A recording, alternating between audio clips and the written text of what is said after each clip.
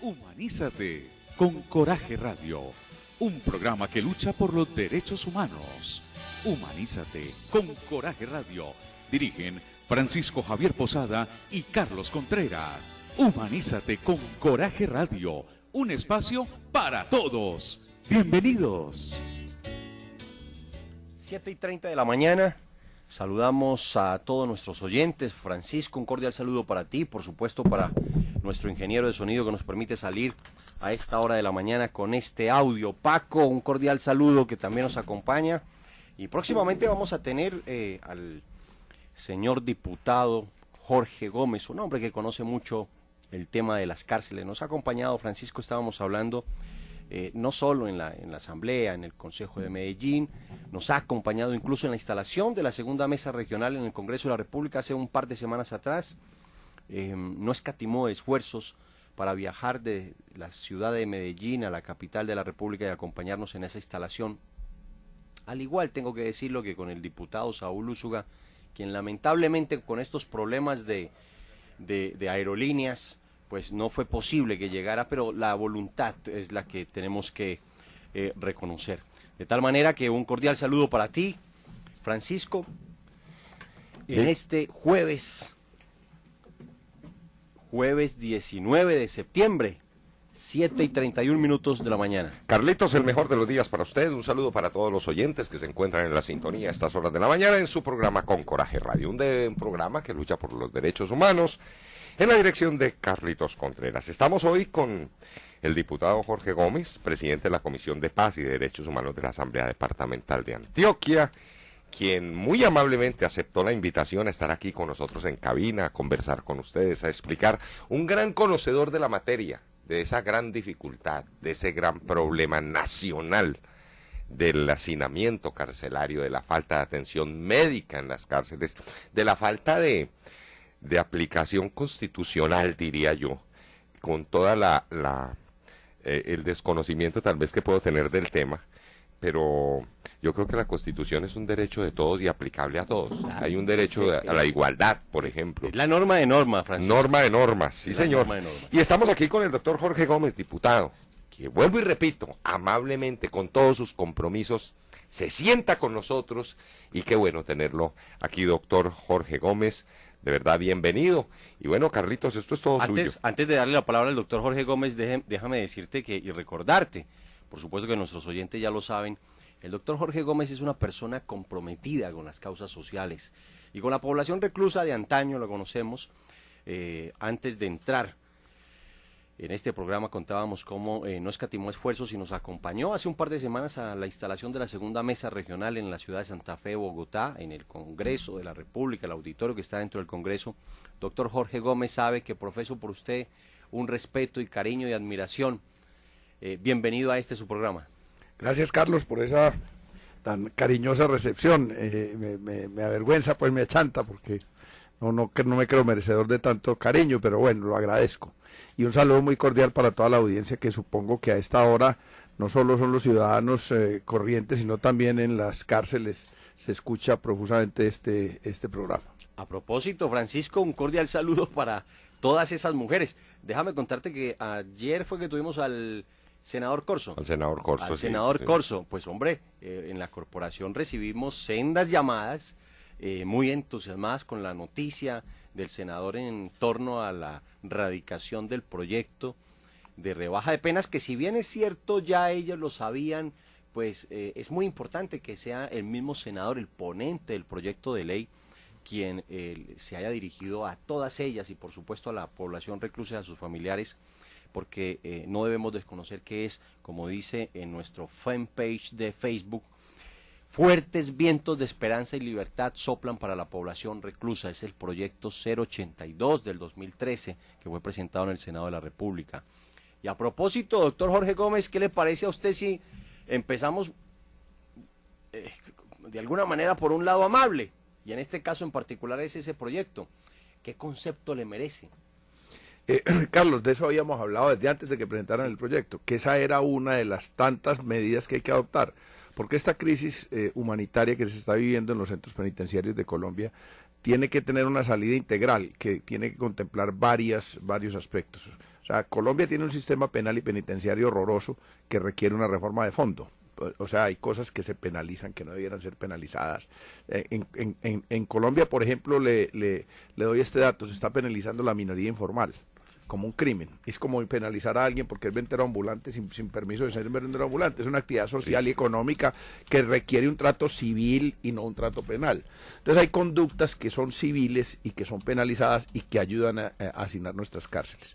Pero además el tratamiento que se le da a quienes incurren en delitos no es un tratamiento que propenda por su resocialización, sino que al contrario en los hechos propende por volverlo más delincuente todavía.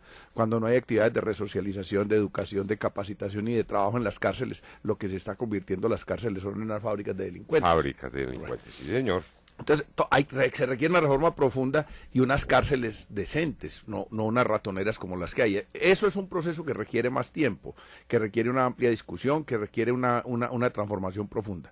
Pero hay una serie de medidas que se pueden ir adoptando, como por ejemplo contratar una empresa seria para que atienda la salud de los presos y dar los recursos suficientes. Esto es una medida elemental, esta ni siquiera necesita ninguna ley, ni ninguna reforma, ni nada.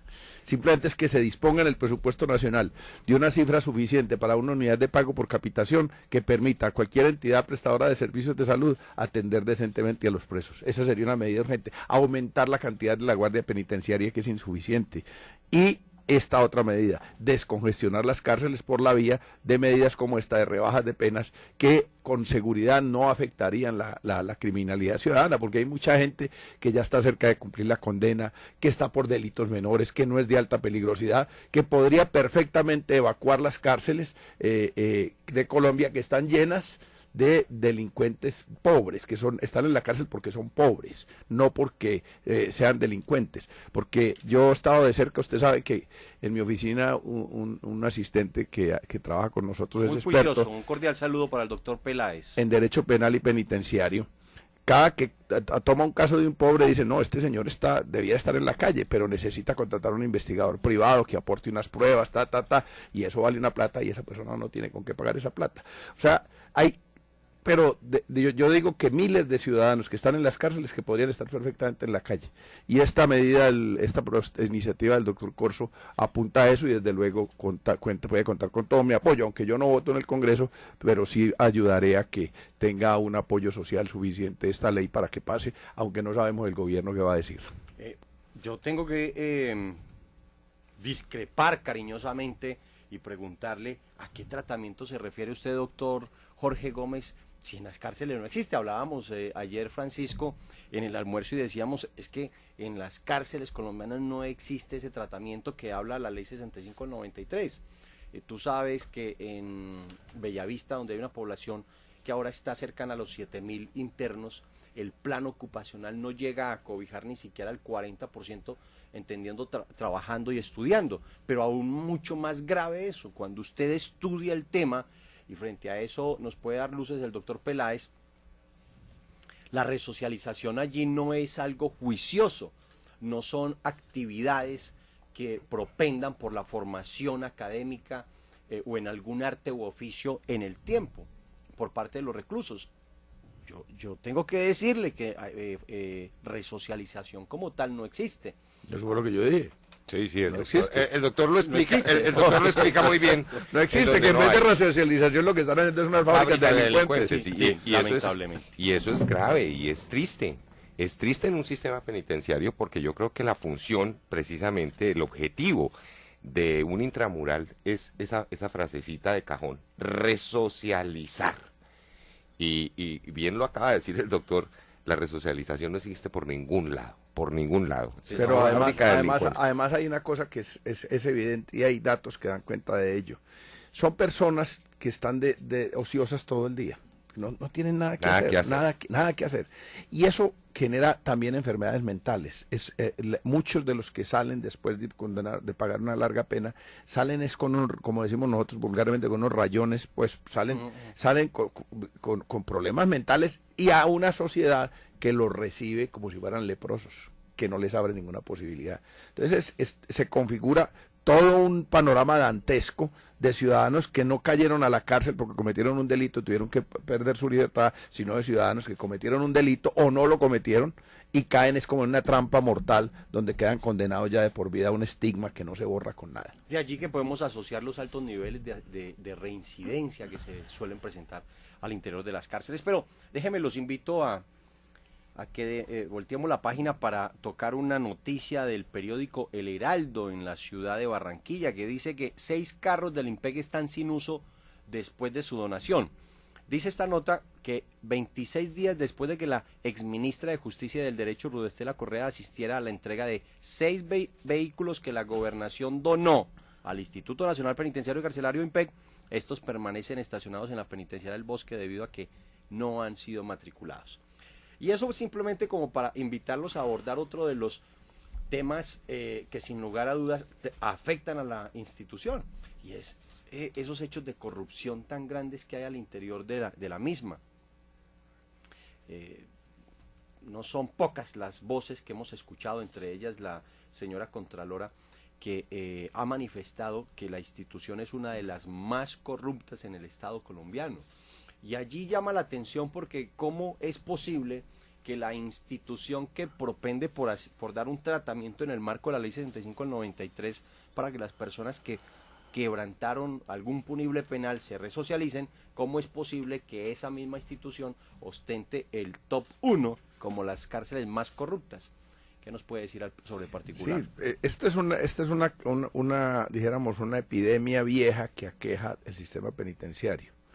Yo le he contado a usted tal vez que en el año 78, gracias al doctor Julio César Turbay Ayala, presidente de la República, a mí me aplicaron el Estatuto de Seguridad por un paro cívico que hicimos en Urabá, y estuvimos 3 dirigentes cívicos de apartado detenidos en la cárcel de Bellavista por 2 meses, y tuvimos que estar una semana en una cosa que se llamaba reseña, que era un antro, porque eso no había ni sanitarios ni nada. Doctor Jorge Gómez, perdóneme, ¿en qué año? En el 78. Bueno, ya tú me leíste para dónde iba.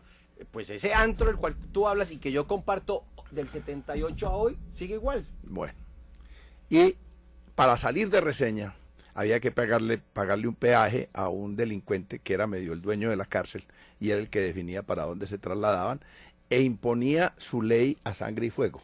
O sea, ahí no era que ni siquiera la guardia tuviera posibilidades de escoger, sino o los administradores de la cárcel, o se sometían a los designios del mafioso de ese momento. Estoy hablando de hace 31 años, las consecuencias eran gravísimas. Y eso se ha vuelto ya costumbre en los centros carcelarios, precisamente por toda esta situación de hacinamiento, de falta de personal, de falta de presupuesto. El poco presupuesto se lo roban de una manera miserable. Pero lo de Barranquilla que usted acaba de contar, pero esta semana pasada hubo una fuga en Bogotá y denuncian los guardianes del IMPEC que el propio IMPEC, el departamento del IMPEC encargado de organizar esas salidas de presos, no advirtió a la guardia que ese era un delincuente de altísima peligrosidad y lo sacaron con 2 guardianes como si fuera un señor de esos que está en la cárcel injustamente. Y resulta que era un delincuente de altísima peligrosidad y hubo pues la fuga y con las consecuencias que todos conocemos. Un hecho muy similar que sucedió aquí empezando este año con el mono de Amalfi, me parece, aquí en la cárcel del Pedregal, y de hecho le asiste toda la razón. Permítame leer una de las noticias aquí en la web, en nuestras redes sociales, donde dice que la oficina del IMPEC es la responsable de la fuga del preso de La Picota. Eso lo habla el sindicato. Dice que su directiva denunció que no hay condiciones adecuadas de trabajo para los guardianes y que en promedio cada una de estas personas le corresponde vigilar entre 30 y 35 presos. Eso para que nuestros oyentes sepan que a gran parte de los funcionarios del Cuerpo de Custodia y Vigilancia están trabajando en condiciones indignas también. Hombre, hay noches en que un guardián tiene que cuidar 1.500 presos. Yo tengo que decirle que son todas las noches. Todas las noches. Sí, y es de allí que hemos platicado en otras ocasiones, como con el coronel Barragán, el subdirector del instituto por allá en el 2010-2011, se enojó con nosotros porque en una conversación ahí en su sede en la 26 en Bogotá, discutíamos en que el manejo de la cárcel no es, por supuesto, del IMPEC. Lamentablemente no lo es. ¿Cómo le podemos explicar a los oyentes? ¿El manejo de la cárcel es de quién, pues? los presos, Francisco, usted lo sabe, en patios como el 2, el 4, el 5 y el octavo. El doctor tocaba un tema, el tema de los peajes, y yo creo que vamos avanzando en esa materia porque... Ya están más caros. Sí, están más caros y aumentaron los peajes, ¿no? Aumentaron los peajes. Allá tengo entendido que por todo hay que pagar. Absolutamente. Absoluto.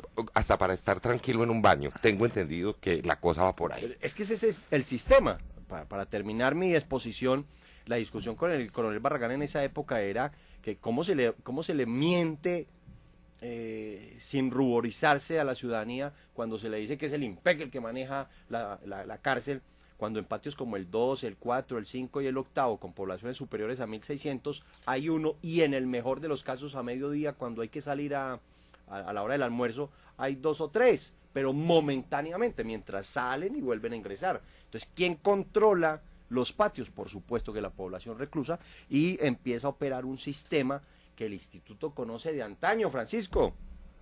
Entonces, una de las críticas que le hacíamos a la señora ministra, y perdónenme, pero anoche, doctor Jorge Gómez, pensando en usted, pensando en esta mañana, recordaba que por esta época, el año pasado, como siempre lo ha hecho, nunca me ha dicho que no, usted tuvo a bien acompañarnos en una marcha desde las afueras del Parque Pablo Tobón, del teatro, gracias, que terminó ahí en la Alpujarra, con algo más de 3.000 personas, y usted muy amablemente ayudó a cargar uno de los ataúdes simbólicos, porque para esa época teníamos, perdóneme, algo más de 10 internos muertos. Uno de los objetivos de esa marcha, doctor Jorge Gómez, recuérdelo y corríjame si falto a la verdad, era que se decretara la emergencia penitenciaria. Pues resulta, Francisco y nuestros oyentes, que el gobierno nacional se demoró 9 meses para decretar esa emergencia penitenciaria, y lo cierto del caso es que cerca de 30 personas murieron en las cárceles a nivel nacional, y el tema de la salud obviamente no prospera. Pero decretaron la emergencia, pero como decimos nosotros, de dientes para afuera. Por supuesto. Hicieron un decreto de emergencia que no tuvo ninguna consecuencia práctica. Sí, no impactó positivamente no impactó, no hay a la población reclusa. Claro. Pero déjeme decirle que esa emergencia generó la bobadita de 220.000 millones de pesos, y que en un foro en Bogotá, en la instalación del Observatorio de Género que está construyendo las internas del establecimiento ayúdame, el Buen Pastor en Bogotá, allí estuvo el general.